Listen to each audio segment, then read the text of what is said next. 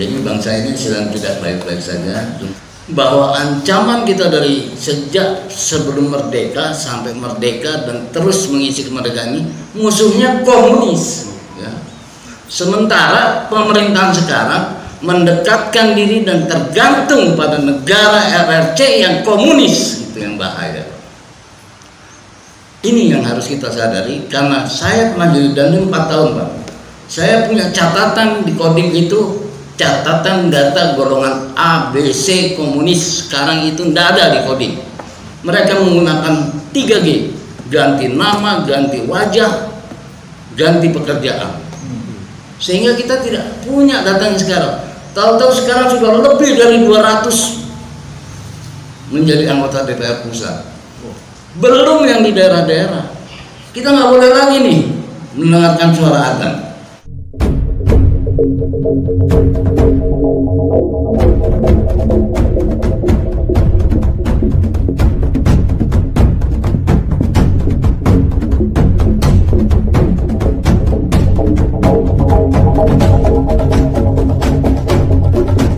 Sebenarnya hati udah panas. Panas berat. Udah marah berat sebenarnya. Kok demikian ini yang namanya kondisi bangsa seperti ini.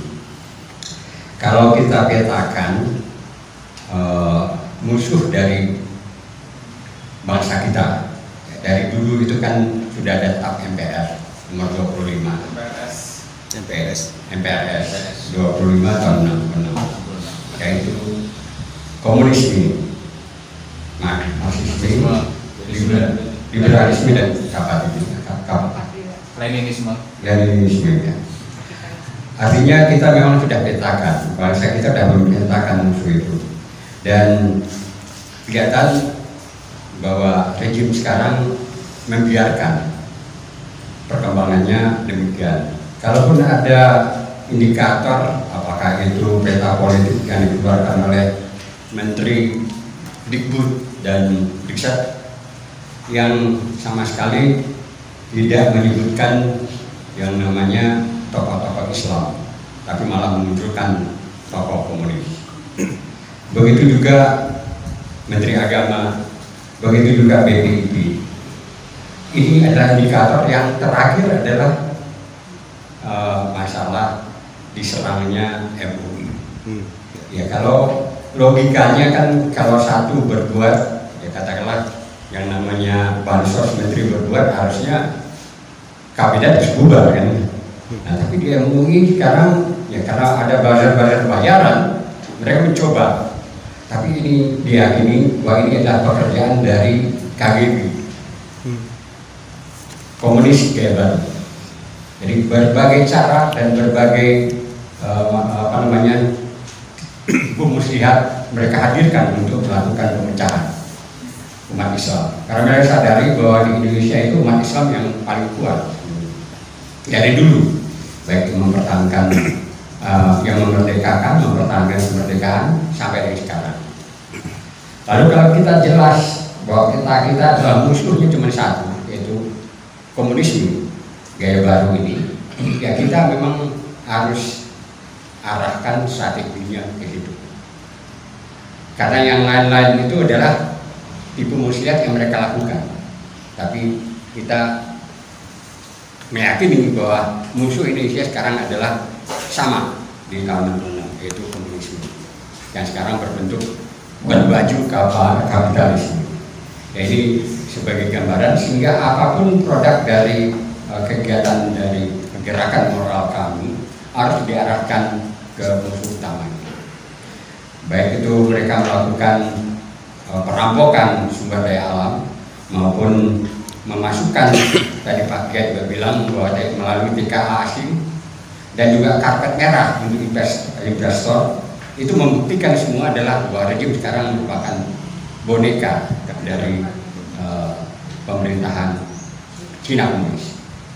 Dan ini bertentangan dengan Undang-Undang Dasar 45 bahwa kita tidak berpihak kepada blok manapun, dan itu secara pembuktian sudah banyak kajian-kajian bahwa memang rejim sekarang sangat pro terhadap Cina komunis. Jadi inilah yang berlangsung sehingga terjadi serangan-serangan terhadap Islam, serangan terhadap MUI. Itu adalah buah daripada peta politik yang sekarang mereka jalani oleh kekuasaan. Itu bangsa ini dia tidak baik-baik saja, termasuk pejabatnya terutama. Nah, Bapak Ibu sekalian, saya di kami Jawa Barat ini lebih banyak di lapangannya. Bagian nulis-menulis analisis itu Pak Safil dengan Pak Hari, karena mereka adalah aktivis sejak tahun 78. Kalau saya kan baru ikut-ikutan gitu. Tapi menganggapnya saya bagiannya untuk gebrak-gebrak di lapangan. Bagi-bagi tugas. Bagi-bagi tugas. Baik.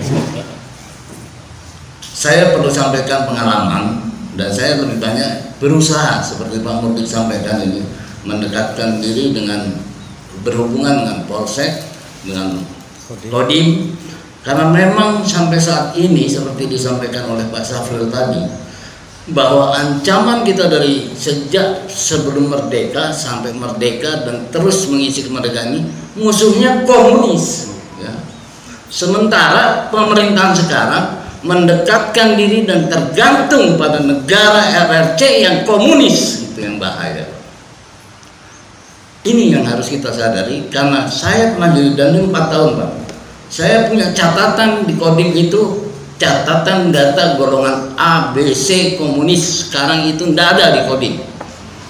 Ini adik-adik mungkin ada yang terkodim, mereka baru-baru juga nggak tahu Pak bahwa itu ada datanya. Mereka menggunakan 3G, ganti nama, ganti wajah, ganti pekerjaan, sehingga kita tidak punya datanya sekarang. Tahu-tahu sekarang sudah lebih dari 200 menjadi anggota DPR pusat. Belum yang di daerah-daerah. Nah ini teman-teman sekalian di daerah, coba tolong mendekatkan diri dengan Kodim, dengan Koramil, dengan Polsek untuk menyadarkan mereka bahwa ini bahaya bangsa ini kalau sudah komunis merajalela kita.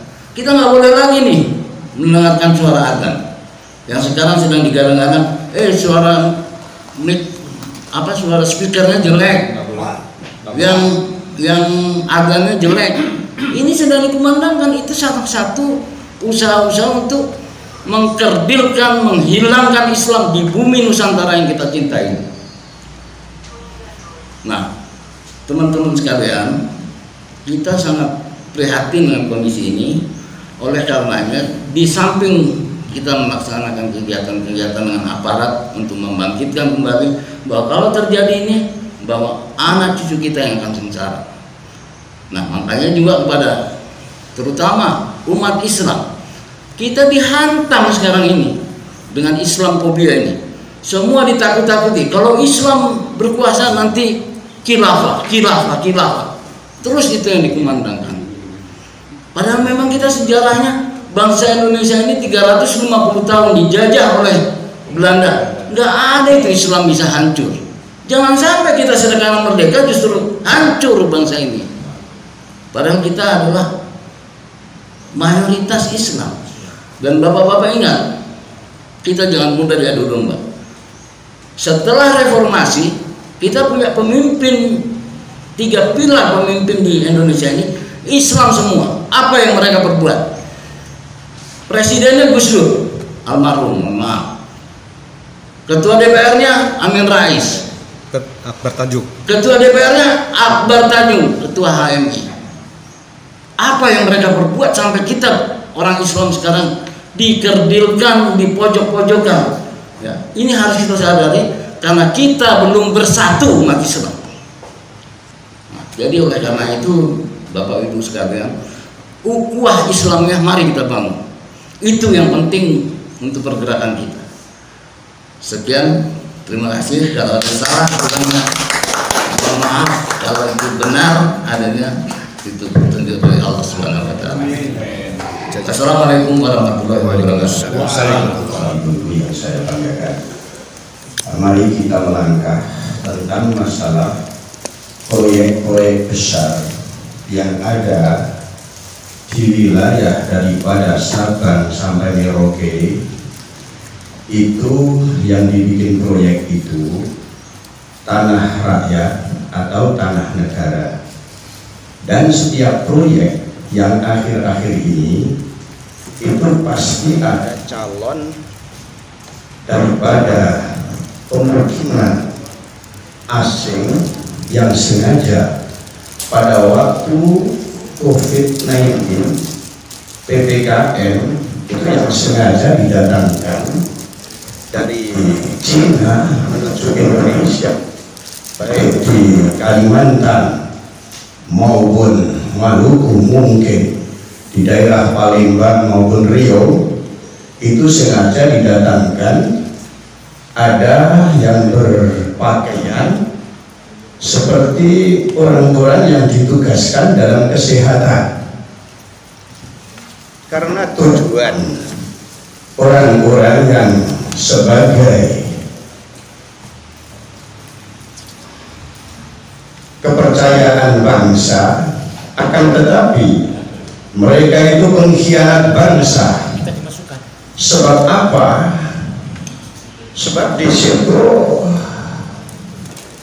punya target bahwa 2024 ini mereka menargetkan orang-orang asing harus 100 juta jadi penduduk Indonesia plus dengan pabrik-pabriknya. Dan nanti kalau kami ini untuk mengamankan daripada Indonesia mestinya dengan bangsanya. Lalu cara untuk menyelamatkan bangsa kita ini, langkah kita harus bagaimana? Satu. Yang kedua kalinya, ini tentang masalah